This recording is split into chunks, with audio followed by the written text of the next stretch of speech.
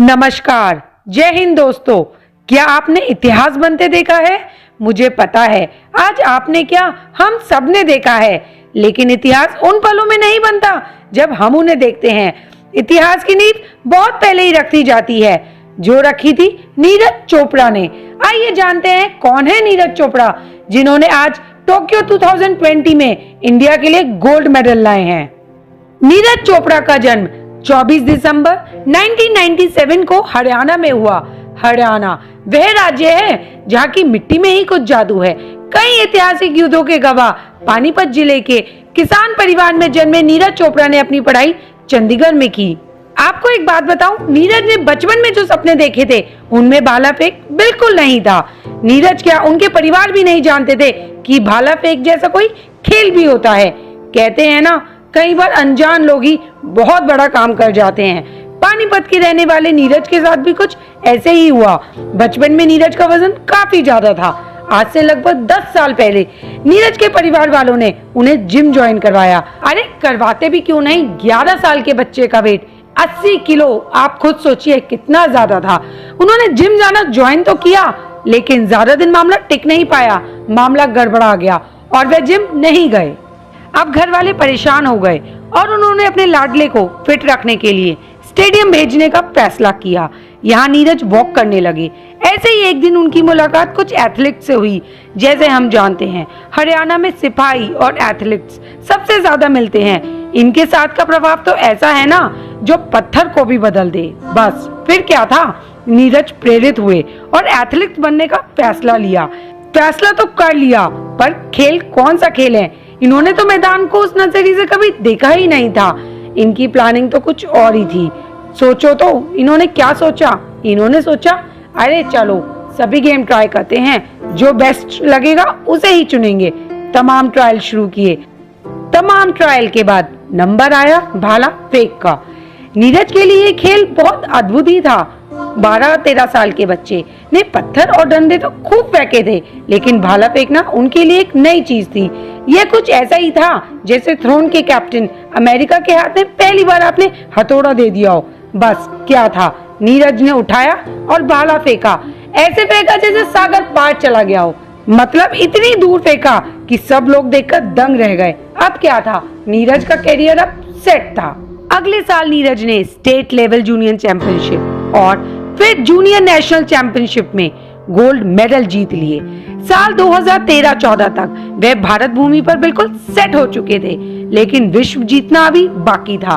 फिर नंबर आया 2016 में। 2016 में जूनियर वर्ल्ड चैंपियनशिप पोलैंड में होनी थी। नीरज वहां के जाने के लिए तैयार थे। उनकी फैमिली वाले, उनके कोच सब उनसे सिर्फ यही बोलते कि हाँ, तुम्हें एक नया अनुभव मिलेगा। लेकिन जैसे नीरज के दिमाग में कुछ और ही हो, उनके इरादे कुछ और ही हो। कहते हैं ना, a man is built different. बस यही था उनके साथ। नीरज ने वहां 86.48 मीटर तक भाला फेंक दिया और बना दिया नेशनल वर्ल्ड रिकॉर्ड। नीरज से पहले जूनियर लेवल पर इतनी दूर तक किसी ने भाला नहीं फेंका था। यह रिकॉर्ड आज भी उन्हीं के नाम है। जी 2016 की वर्ल्ड चैंपियनशिप के बाद सेना ने नीरज को जूनियर कमिश्नर ऑफिसर बनाते हुए नायब सूबेदार की पदवी दे दी थी। हालांकि इस रिकॉर्ड के बाद 2016 के रियो ओलंपिक्स में वो नहीं खेल पाए, क्योंकि क्वालिफाई करने की कट ऑफ डेट 11 जुलाई थी और नीरज ने यह कारनामा 23 जुलाई को किया था। जूनियर लेवल पर इतनी बड़ी जीत अर्जित करने के बाद उन्होंने सीनियर लेवल पर खेलना शुरू कर दिया था। यहाँ उन्होंने south Asian games, Asian championship, Commonwealth games और एशियन गेम्स में गोल्ड मेडल जीत लिया था और टोक्यो 2020 में जाने के लिए वे अब रेडी थे। 26 जुलाई को नीरज के इंस्टाग्राम स्टोरी पर अगर आप देखें ना, तो उन्होंने एक पोस्ट भी डाली हुई है जिस पर उन्होंने लिखा है, मैं रेडी हूँ ओलंपिक्स में जाने के लिए, एक्साइटेड हूँ, आप लोगों का सपोर्ट चाहिए।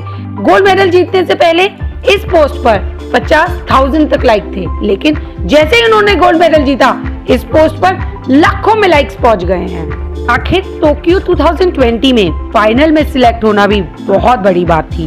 उनके साथ पाकिस्तान के अरशद नदीम ने भी क्वालिफाई कर लिया था।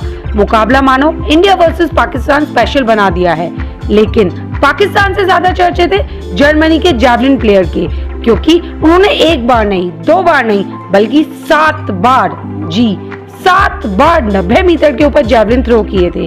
लेकिन पहले थ्रो में जब नीरज ने 85 से ऊपर थ्रो किया तो किसी को यकीन नहीं था कि ये काफी है। लेकिन जब इरादे बुलंद होना तो किसी के यकीन होने या ना होने से कोई फर्क नहीं पड़ता।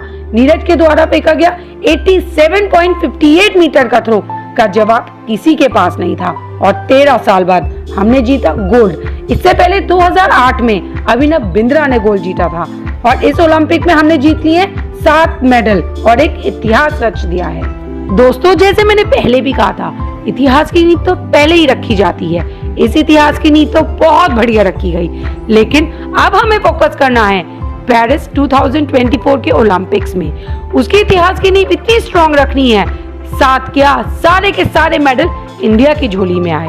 उसके लिए हमें पूरी भागीदारी देनी है, पूरा सपोर्ट करना है और अपने देश का नाम ऊंचा करना है।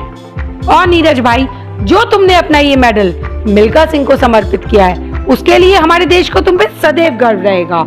और तुम्हारी वजह से जो हमारे कान तरस गए थे स्टेडियम में अपने राष्ट्रगान सुनने के लिए, आज उस राष्ट्रगान को सुन के इंडिया के 130 करोड़ लोगों का दिल तुम्हें दिल से शुक्रिया बोल रहा है। तुमने जो हमारे इंडिया का नाम ऊंचा किया है, उसके लिए तहे दिल से शुक्रिया। दोस्तों, सोना तो आया ही है, पर मानोगे यह लड़का भी किसी हीरे से कम नहीं है। तो दोस्तों, इसके लिए एक लाइक तो बनती ही है ना, और हिप्पे फुर्रे भी बनता है। और लाइक और सब्सक्राइब किए बिना तो बिल्कुल मत जाना। मैं मिलती हूँ आपको अपनी नेक्स्ट वीडियो में। जय हिंद दोस्तों।